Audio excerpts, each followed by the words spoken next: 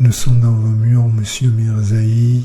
Le titre de cette vidéo était un message par une personne juive laissé en octobre 2023 sous mon commentaire dans un post sur X ou Twitter à propos de la relation Iran-Israël. Un message pour confirmer, je ne me suis pas trompé quand j'ai parlé de la surveillance 24 heures sur 24 depuis plusieurs mois par des personnes avec les noms juifs dans ma résidence personnelle en France, et au risque de disparition forcée par un groupe judéo-sioniste en France avec l'ignorance et la complicité du gouvernement français et en absence de la justice. Je suis enfermé dans mon appartement dans la banlieue parisienne depuis 14 février 2022.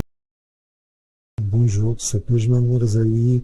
C'est la continuité de la première vidéo. Et c'est pour comprendre pourquoi je suis dans cette situation critique en France en absence totale de la justice. C'était en été 2022 que j'ai compris que ma situation a un lien avec la politique. J'étais sûr du rôle de Bernard Arnault. J'ai trouvé sa présence en Iran avec Carrefour sous le nom de Hyperstar dans une période particulière en lien avec l'Israël. Et puis, plus le temps passait, plus le rôle de judéo-sionisme et d'Israël apparaissait à travers différents éléments. Et la question simple était comment c'est possible qu'une entreprise au caractère des Carrefour soit active en Iran, déguisée et sous le nom de Hyperstar, alors qu'en même temps, les dirigeants de la République islamique, comme Ahmadinejad, tiennent les propos concernant l'Holocauste et parlent de l'effacement de l'Israël.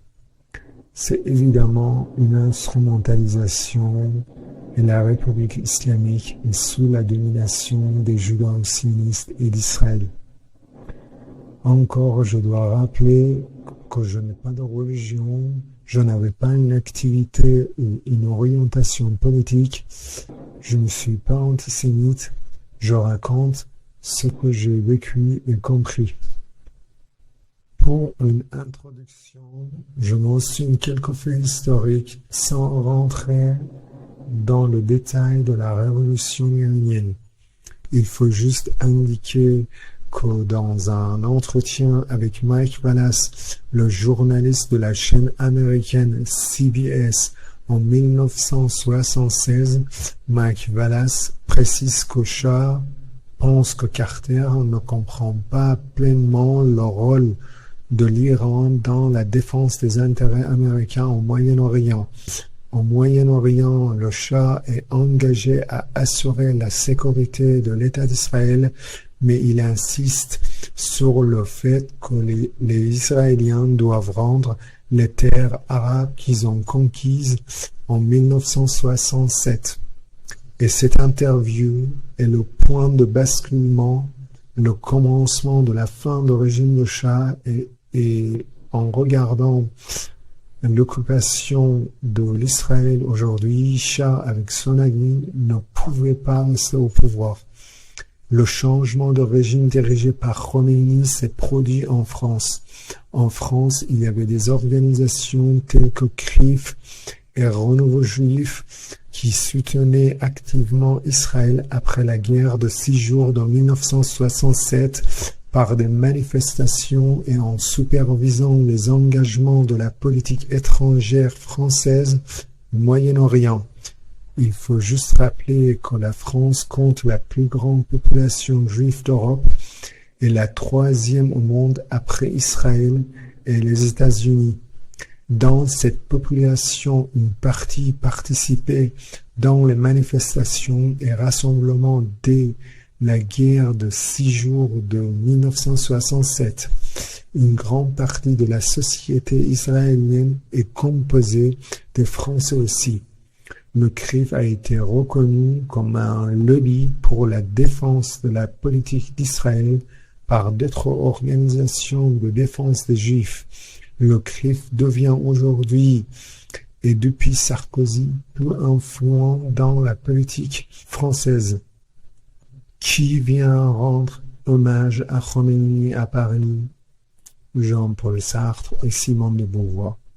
Qui était en contact avec Khomeini et Saadet Khotzadeh, le sioniste Bernard Kouchner, qui travaillait au Croix-Rouge à l'époque et qui critiquait le régime de Shah pour le traitement inhumain des opposants. En 79, vous étiez un jeune homme, vous êtes encore un jeune homme, et vous étiez allé voir l'Ayatollah Khomeini à Neauphle-le-Château, avec Gonzague. Avec Sadek Ghozadeh. Pour cet homme. Non, j'avais trouvé, bon enfin, petit souvenir personnel, je l'avais trouvé méchant. Ah bon? Enfin, je l'avais trouvé méchant. Pas comme les intellectuels de gauche de l'époque. Non, mais attendez, il y avait de quoi. Avec tout le respect que je vous dois, nous étions influencés surtout par la SAVAK, par le fait que les arrestations arbitraires, que les droits de l'homme violés nous impressionnaient. Je suis d'accord pour les gens qui regardent pour dire que c'était bien pire après. Ouais. Et puis je vous dis au passage, on était à Neauphle-le-Château avec Sadek Ghozadeh. Et qui a assassiné Sadek Ghozadeh? L'Ayatollah Khomeini lui-même. La police secrète, la répression de la police secrète du régime du Shah d'Iran. Et donc c'était vraiment une lutte en faveur des droits de l'homme qui nous a entraînés beaucoup trop loin, ça c'est vrai. Une erreur. Une erreur fatale. Enfin, écoutez, on verra bien. Il y a une dérive où on savait qu'on pouvait... Oui. Non, c'est une question que je vous posais. Oui, mais enfin, c'est un peu rapide, comme a été quand même votre raccourci. Vous n'aviez pas le temps, mais on ne peut pas dire les uns ont raison, les autres ont tort aussi rapidement. Ouais. Nous n'étions pas contents et nous avons été non seulement très déçus, mais horriblement ulcérés par le fait que les ayatollahs prennent le pouvoir. Bernard Roman, alors... Mais où est Bernard Kouchner aujourd'hui pour aller interroger ce régime? Dès le départ, on constate une influence judéo-sioniste dans la République islamique. Malgré les disputes apparentes entre la République islamique et Israël, depuis le début, la République islamique a fourni les intérêts d'Israël.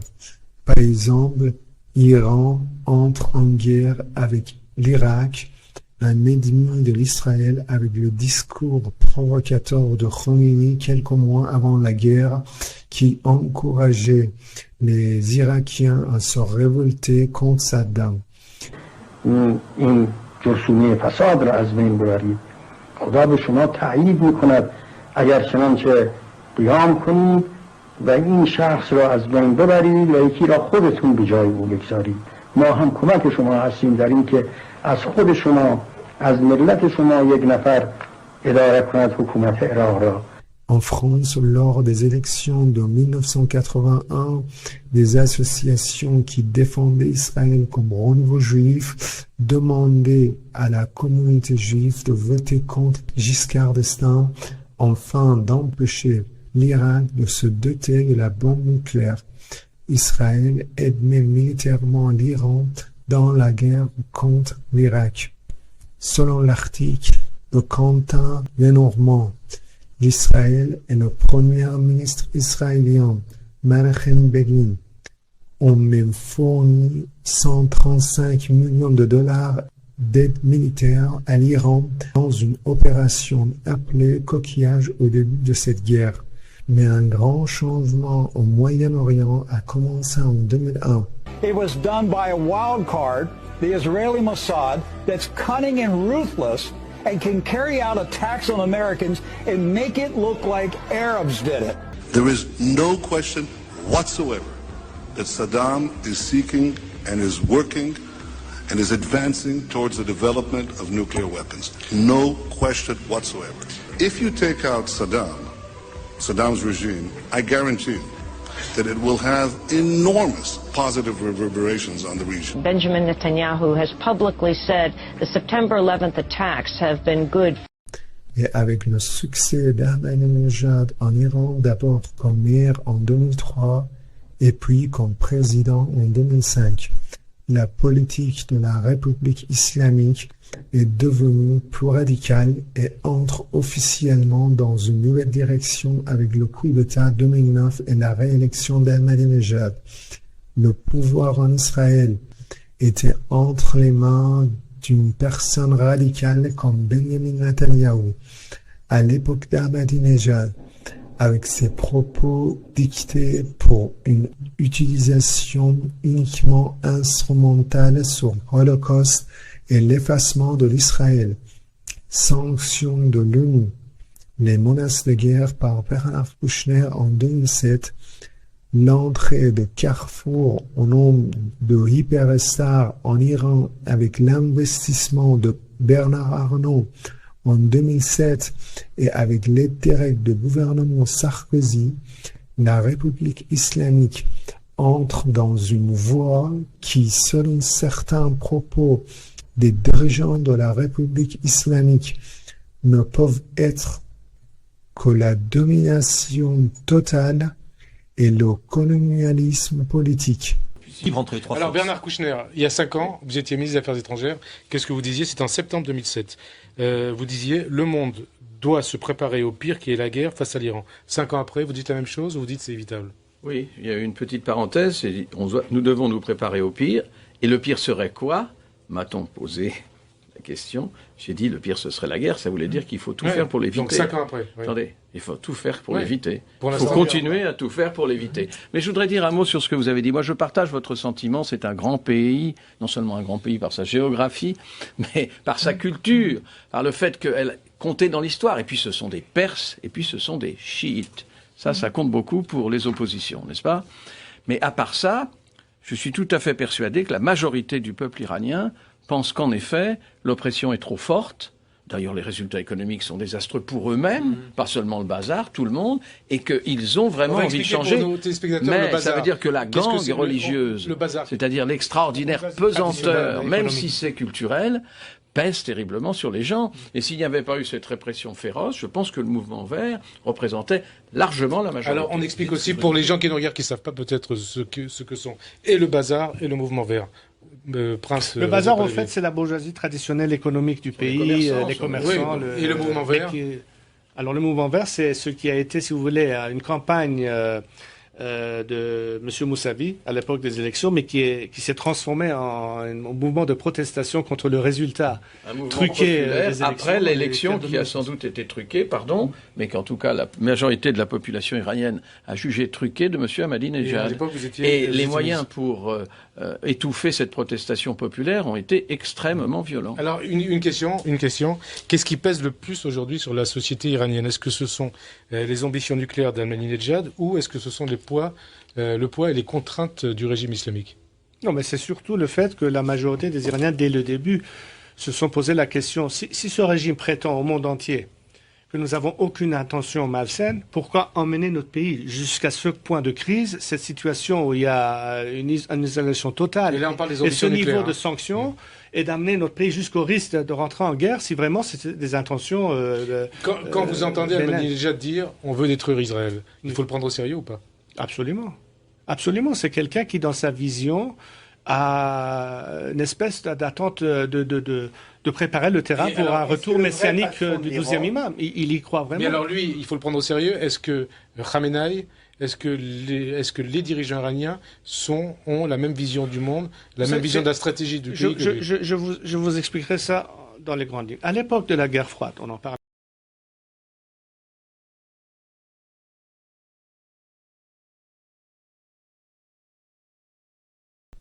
En Iran, avec la présidence d'Ahmadinejad, ils ont fait un changement à l'intérieur du régime sans une guerre apparente. Le noyau de pouvoir politique en Iran a été changé aussi. Ce Khamenei qui a fait un discours dans le sermon de prière de vendredi après la réélection d'Ahmadinejad de 2009 pour calmer les manifestations a disparu de la scène politique en Iran. من میخوام عرض کنم به این حضرات امروز یک لحظه حساس تاریخی برای کشوره. نگاه کنید به وضع دنیا، نگاه کنید به وضع خاورمیانه، نگاه کنید به وضع اقتصادی عالم، نگاه کنید به مسائل کشورهای همسایه ما مثل عراق، مثل افغانستان، مثل پاکستان. نقطه حساسی از تاریخ ما قرار گرفتیم. Michael Ledin, un analyste politique juif américain et ancien collaborateur des services secrets américains et israéliens, affirme le 13 octobre 2009. Une source fiable en Iran lui a dit que Khamenei est en coma et plus tard il confirme sa mort. Bernard Arnault est connu avoir une relation avec les hommes politiques nationaux et internationaux. Il est aussi connu en France pour utiliser l'espionnage comme une nouvelle façon de faire des business, des affaires dès les années 80. Il a utilisé le service de renseignement français pour des affaires personnelles pendant la présidence de Nicolas Sarkozy. Aujourd'hui, il a complètement accès au service de renseignement. Bernard Arnault a investi dans le groupe Carrefour en 2007. La relation de Bernard Arnault et le sionisme et Israël n'est pas une question distincte de la politique française. Bernard Arnault a bâti son empire grâce à Antoine Berlin, fils d'un militant sioniste proche de Chaim Weizmann, l'un des premiers fondateurs de l'État d'Israël et premier président d'Israël entre 1949 et 1952. Bernard Arnault est un partenaire proche de Maurice Lévy. Ils ont cofondé Viva Technologies, le plus grand salon de start-up et de technologie en Europe. Daniel Sheikh, ex-ambassadeur d'Israël en France, dans un interview sur la chaîne israélienne I24 News, a présenté Maurice Lévy comme quelqu'un que l'État d'Israël lui doit une immense aide. Israël doit à Maurice Lévy une immense dette de reconnaissance. Immense. Il a fait des choses incroyables pour notre pays. Certaines sont connues, certaines moins. Et il n'y a pas un de mes prédécesseurs ou de mes successeurs en tant qu'ambassadeur d'Israël qui n'a pas pu profiter de son amour pour notre pays. Maurice Lévy a aussi des collaborations avec Carrefour. Bernard Arnault a investi dans la société israélienne de cybersécurité Wiz. En février 2023, Bernard Arnault a participé également à une réunion d'affaires franco-israélienne à l'occasion de la visite de Benjamin Netanyahu à Paris. Carrefour a été boycotté à plusieurs reprises pour son activité politique en Chine en 2008 et par les activistes pro-palestiniens pour sa complicité dans l'occupation israélienne. Sa marque Tiffany & Co a été aussi visée par les activistes pro-palestiniens. Les caractéristiques de Bernard Arnault et de Carrefour sont claires. La seule et cruciale question qui se pose, comment c'est possible qu'une entreprise avec caractéristiques de hyperstar, donc Carrefour, soit active en Iran et en même temps qu'Ahmadinejad ou le guide suprême font des propos anti-israéliens. Ça montre clairement que c'est une instrumentalisation pour fournir l'intérêt stratégique de l'Israël et que les sionistes conduisent la République islamique et les mollahs. Cette image montre la chaîne des magasins de Hyperstar en Iran. Hyperstar a investi dans 2-3 affaires en Iran, notamment dans Snap, qui est équivalent de Uber, Esnab a été accusé pour la complicité dans l'arrestation des opposants iraniens pendant les manifestations pour Mahsa Amini. Depuis la présidence Ahmadinejad, on trouve quelques responsables politiques iraniens qui commencent à parler d'une sorte d'état profond ou un état caché dans le régime islamique. Premier témoignage est celui de Hashemi Rafsanjani, l'homme le plus puissant après le guide suprême, qui a parlé d'un groupe dangereux avec le pouvoir décisionnel supérieur à celui de guide suprême. Il a été supprimé suite à une mort suspecte quelques mois avant l'élection d'Emmanuel Macron en 2007.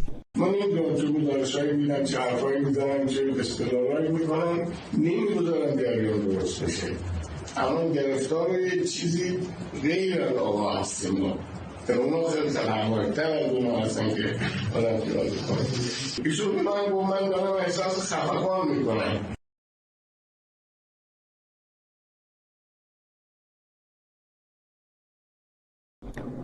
Le deuxième témoignage est les propos de Mohammad Sarafraz, l'ancien chef de la radiodiffusion de la République islamique d'Iran, qui a démissionné de la tête de cette organisation en 2016, qui a parlé d'un État caché qui a le pouvoir considérable et une liberté d'action sans limite dans la République islamique. یک کلید واژه مهمی فرمودید. اگر میشه امکان داره یه در مورد حکومت پنهان بیشتر توضیح بدید ممنون میشم. عرض کردم الان فکر میکنم خیلی ها میدونن یا پی بردن یا میترسن حرف بزنن یا ابعادشو نمیدونن، اما به هر حال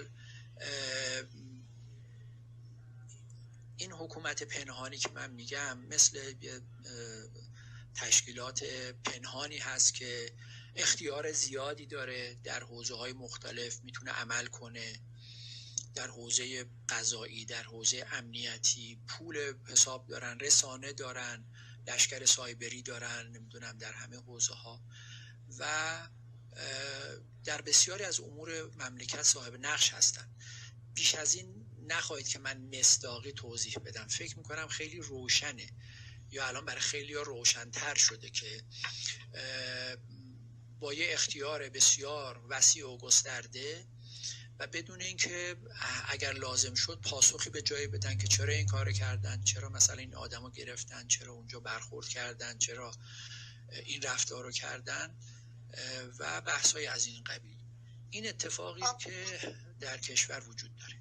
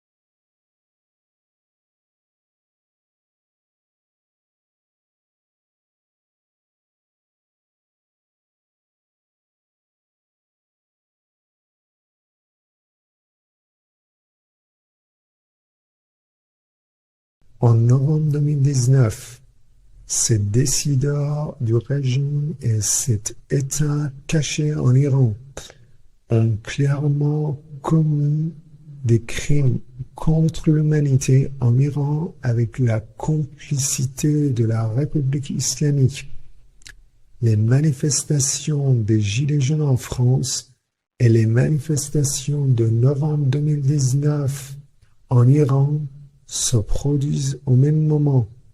Dans les manifestations en Iran, au moins 1500 manifestants et non-manifestants ont été massacrés dans la coupure complète d'Internet et de l'étrange silence des médias français. L'annonce de doubler le prix de l'essence le vendredi matin 15 novembre 2019 qui a provoqué les manifestations de novembre 2019 en Iran était un jour avant le premier anniversaire du mouvement des Gilets jaunes en France, le samedi 16 et le dimanche 17 novembre 2019.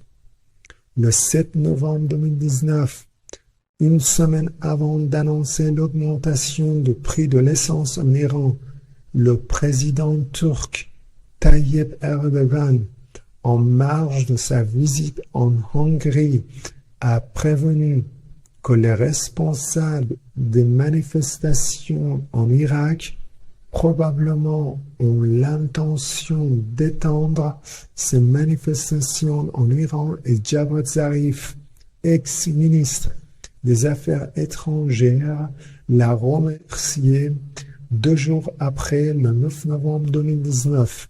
Il semble que le but était de créer une sorte de choc à part l'augmentation du prix de l'essence.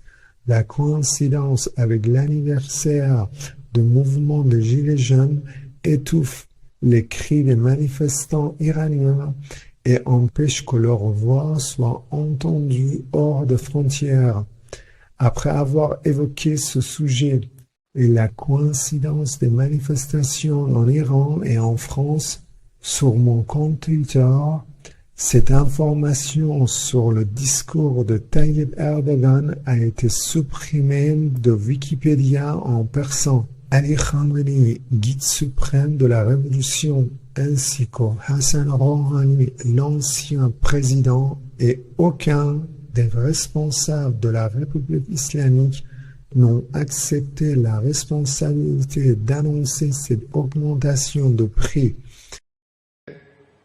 در این قضیه سررشته ندارم، یعنی تخصص این کار رو ندارم.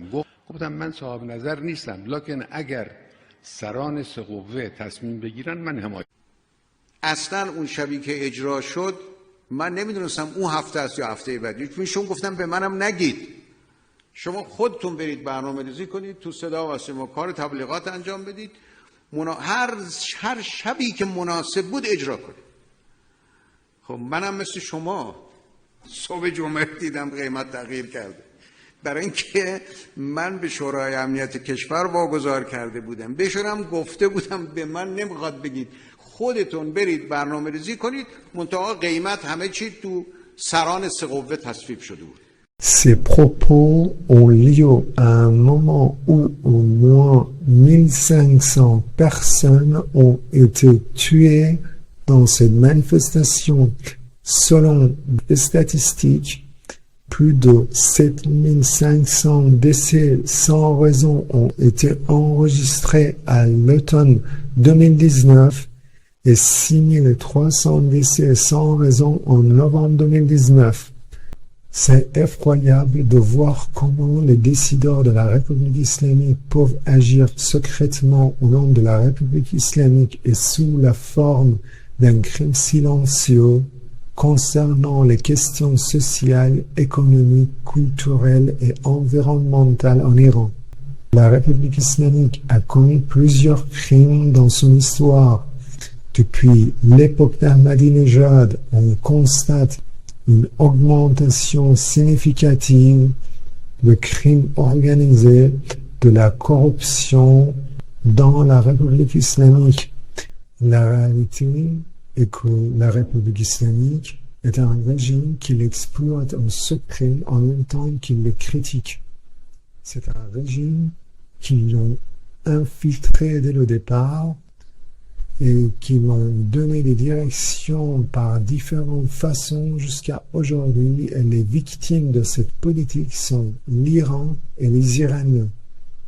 Pour comprendre cette hégémonie judéo-sioniste et d'Israël en Iran, il suffit de consulter les articles et les sources sur la présence de Catherine Shakhtar en Iran et sa coopération avec le noyau de pouvoir de la République islamique.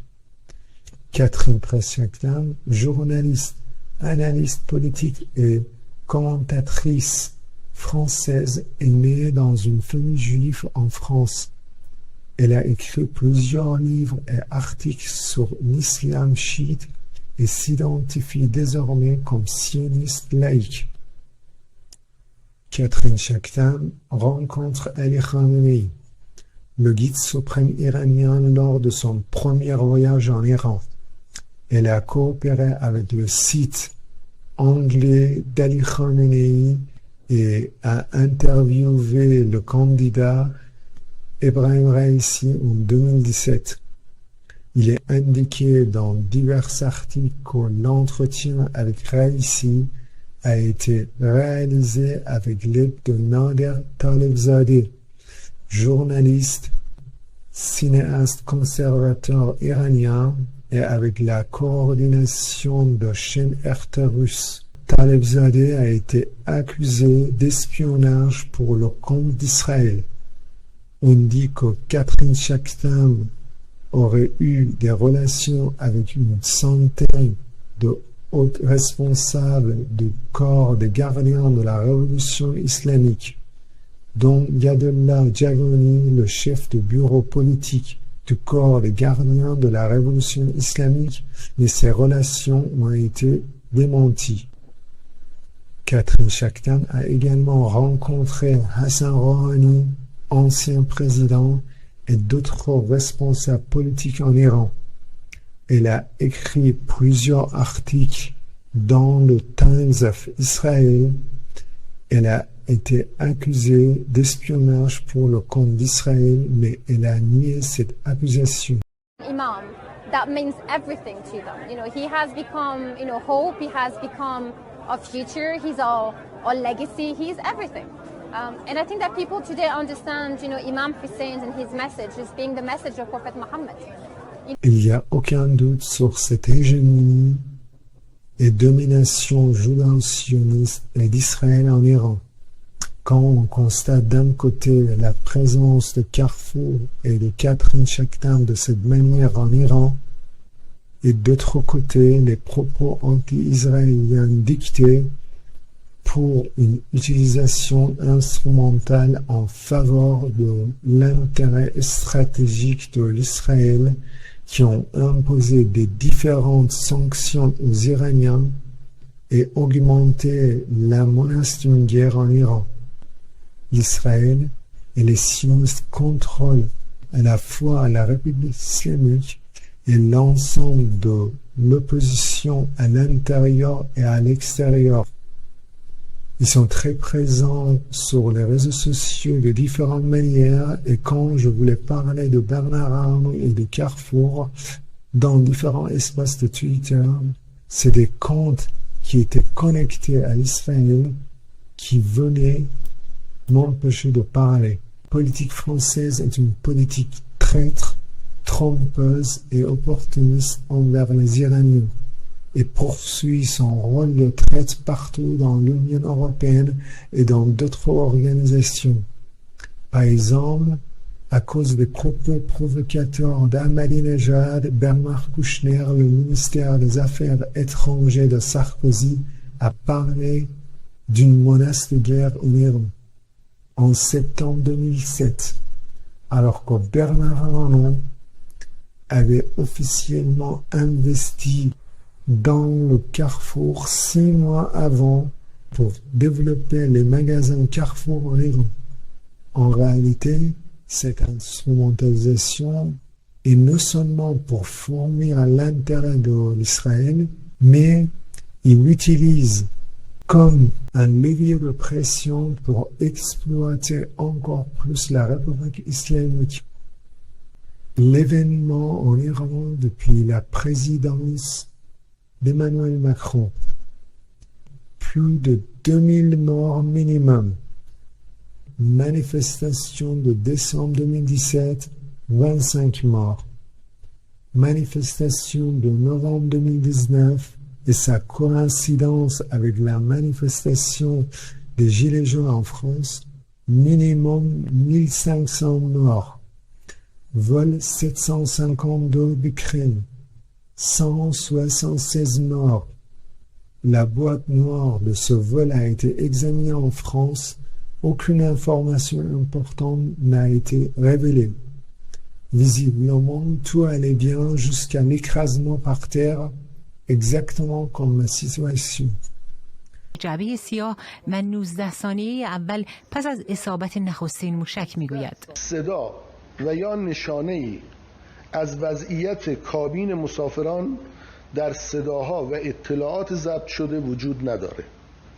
Manifestation 2022 pour la mort de Mahsa Amini. Minimum 520 morts, dont 74 enfants. Les cartouches de marque française Chédid ont été utilisées pour réprimer ces manifestations malgré les sanctions de l'Union européenne. De nombreuses personnes ont perdu la vie ou les yeux à cause de ces cartouches.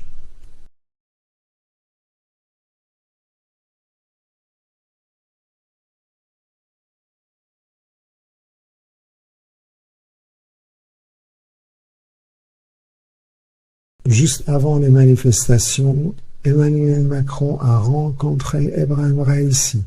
Et pendant les manifestations, Emmanuel Macron a rencontré quelques activistes iraniennes par l'intermédiaire de Bernard-Henri Lévy et Caroline Forest. Cette jeune Roya qui donc a dû s'enfuir après cette photo, qui est devenue virale en Iran, je peux vous dire que ça lui fait un contraste. D'arriver à Paris, il a fallu aller la chercher. D'ailleurs, il y a une organisation comme Justice for Kurds, Justice pour les Kurdes, parce qu'elle est kurde, qui est allée l'aider à venir jusqu'à l'Élysée. Et elle venait d'arriver, vous la voyez, et elle venait de raconter son histoire au président français, qui en a été honnêtement très ému, on le voit sur ces images. I reveal in my book is that Iran is named Iran since March 1935. Before that, it was Persia. And there was an order, a demand of the Nazi regime, of the embassy in Tehran, asking the Iranians, the Persians of this time, to change their name and to become Iran because of Aryanism, you know, sort of brotherhood in Aryanism between the Nazis and the Persians and the Iranians. So you have, till today, a deep background, very dark, dating to the fascist period, which is still embedded in the DNA of the Iran of today.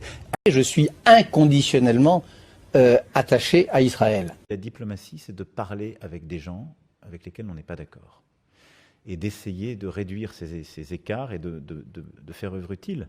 Et donc c'est ce que j'ai fait avec le président Raïssi, comme je l'avais fait avec son prédécesseur. Et vous continuez à le faire aujourd'hui? Et donc je lui parlerai, oui, dans les semaines à venir, en particulier après cet échange, parce que je pense que la bonne pression, c'est des sanctions sur des choses qui sont objectivées et ce que nous menons par ailleurs, mais c'est aussi d'engager ce travail pour essayer de les faire bouger, ou en tout cas démontrer qu'il n'y a pas d'avancée sinon. Et quelles que soient, si je puis dire, les situations de guerre ou de révolution intérieure, je pense que c'est le devoir de la France de parler. Et je leur ai dit, ça ne vous sert à rien si je ne parle pas. C'est peut-être plus confortable même à titre personnel pour moi, mais ça n'est pas utile. Et je pense que ce n'est pas le rôle de la France. Le rôle de la France est d'essayer de mener cette diplomatie la plus efficace possible. Et c'est de reconnaître aussi ces combattantes, ces combattants de la liberté. La politique française a une part de responsabilité de tout ce qui se passe en Iran. Une politique traître, mensongère, trompeuse et opportuniste envers les Iraniens depuis des années. Ce n'est pas difficile à connaître.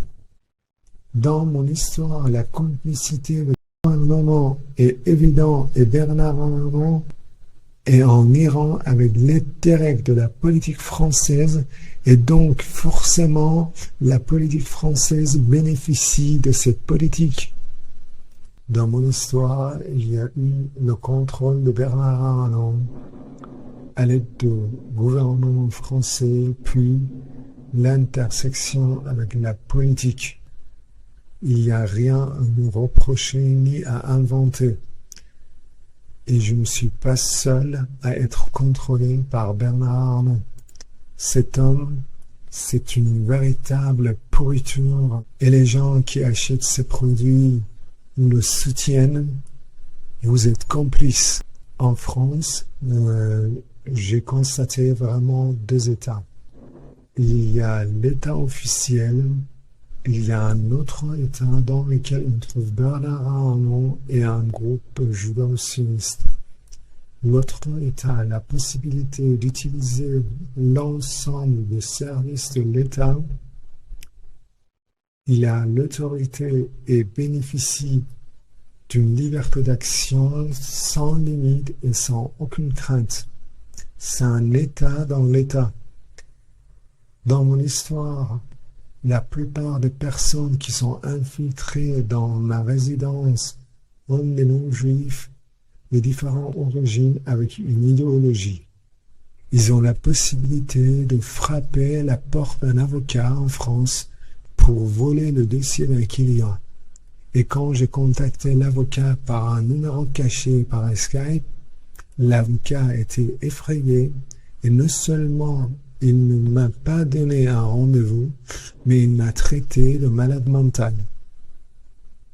Pour moi, ces groupes sont des groupes essentiellement judéo-sionistes avec une idéologie.